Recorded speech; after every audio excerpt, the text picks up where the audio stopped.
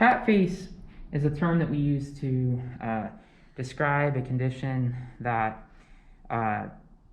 that you sometimes see on trees that have been damaged. Mostly the damage is due to activities that go back to the turpentine production days. So the name Catface actually comes from the whisker-like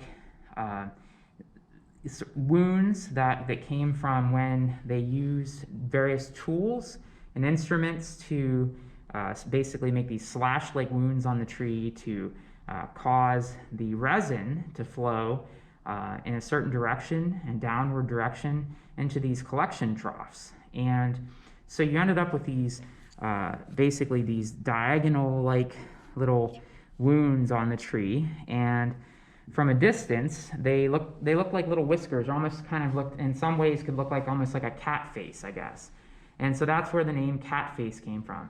And I guess sometimes when the trees often would be burned, they'd often be in these fire-prone communities and things, that even kind of enhanced the look, because you had sort of this where there would be sort of a charred side to the tree, and I guess with that, you know, with those little whisker-like projections on the tree, and then the charred wood, it kind of had a certain look to it, and then the name Catface came from that.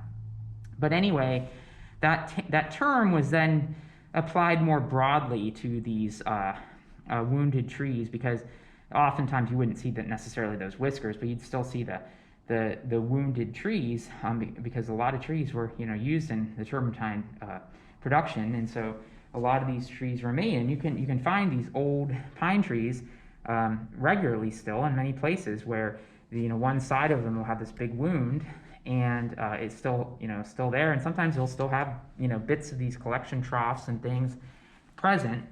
And so we still use that term Catface to, you know, to describe that.